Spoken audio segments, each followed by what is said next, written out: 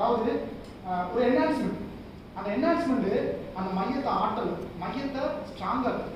மையங்கிறது intellectual understanding, அவ்வளோதான், முடிஞ்சிருச்சு. அதை புரியுறதுங்கிறது நமக்கு வந்துட்டு ஒரு ஒரு வாழ்க்கையை வந்து ஒரு சிறப்பாக வாழ்றதுக்கும் நம்ம வந்துட்டு அன்றாட நம்ம வந்து ஒரு கன்ஃபியூஷன் இல்லாமல் நான் இப்போ இந்த விஷயத்தை நான் என் ஃப்ரெண்ட்ஸ்கிட்ட சொல்லும் போதோ இல்லை மற்றவங்களை சொல்லும் போதோ அவங்களுக்கு வந்துட்டு சீக்கிரத்தில் போக முடியல. ஐயா சொல்கிற மாதிரி வந்து மற்ற ஆர்கனைசேஷனில் நிறைய ஃபாலோவர்ஸோ இல்லை நிறைய பேர் கூடியான மக்கள் இருக்கிறாங்க.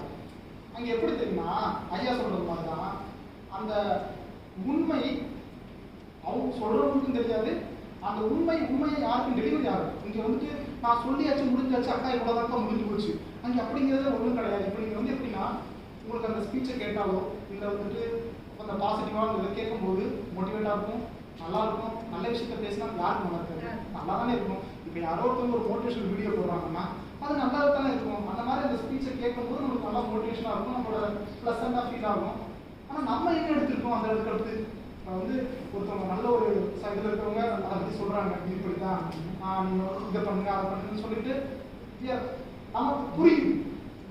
ஆனால் அவங்களுக்கு அந்த அந்த கருத்தளவில் நமக்கு புரிஞ்சிருக்கே தவிர அது நம்மளோட புரிதலை ஆகும். இது நான் இப்போ எக்ஸசைஸ் பண்ணால் நல்லா இருக்கும் அப்படிங்கிறது எல்லாருக்கும் தெரியுது. எக்ஸசைஸ் பண்ணாதான் உடம்பு நல்லா இருக்கும். பண்ணால் நல்லா இருக்குங்கிற அந்த கருத்து மட்டும் புரிஞ்சுருந்தா உடம்புக்கு இருக்காதுங்க. அது கருத்தோட எக்ஸசைஸ் பண்ணால் நல்லா இருக்கும், கரெக்டாக நல்லா இருக்கும். ஆனால் நானே பண்ணலையே, பண்ணலைன்னா என்ன, பண்ணலைன்னா உங்கள் உடம்புக்கு செட் ஆகுதுங்களை தாண்டி உங்கள் உடம்புக்கு அதனால எந்த ஒரு பயமும் கிடையாது. இப்போ என்ன ஆகுது, நம்ம இன்னொருத்தவங்க ஸ்பீச் அதை கேட்கும் போதோ அவங்களுக்கு என்னன்னா அவங்களுக்கு அது பிடிச்சி போயிடுது. அதனால தான் அவங்க ஃபாலோ பண்ணுறாங்க, நிறைய பேர் இருக்கிறாங்க. அந்த மாதிரி அதை ஃபாலோ பண்ணிகிட்டே இருக்காங்க. அவங்களுக்கு ஃபைனல் டேக்கவேவாக அவங்களால ஒரு எடுத்துகிட்டே போக முடியும். திரும்ப திரும்ப வந்தால் மட்டும்தான் ஆமாம் நல்லா இருக்குது, ப்ளசண்டாக இருக்குது. அப்போ நான் ப்ளசண்டாக இருக்கிறதுக்கு டெய்லி அதை பண்ணிகிட்டே இருக்கணும். ஒரு இதில் கூட ஐயா சொல்லியிருக்காங்க, ஐயா நான் அடுத்த ஞானம் போக மாட்டேன், அதான் முடிச்சுட்டு அப்புறம் அது போயிடுச்சு. அதாவது இங்கே எப்படின்னா ஐயா சொல்கிறது அப்படின்னா தெரிஞ்சிச்சுன்னா முடிஞ்சிச்சு. அது வந்துட்டு யாரால ஒரு இதாக சொல்ல முடியும் அப்படின்னு நினைக்கும்போது ரொம்ப ஒரு அந்த அவங்களோட அந்த கோரே வந்து அதான். அது கூட சொல்லும்போது எனக்கு இன்னொன்று கூட லாஸ்ட்டாக பத்தோன்னு சொல்லும்போது ஏன் நம்மக்கிட்ட வந்துட்டு அந்த அளவுக்கு கோடியான மக்கள் பார்த்தீங்கன்னா உண்மை எழுதிதானே.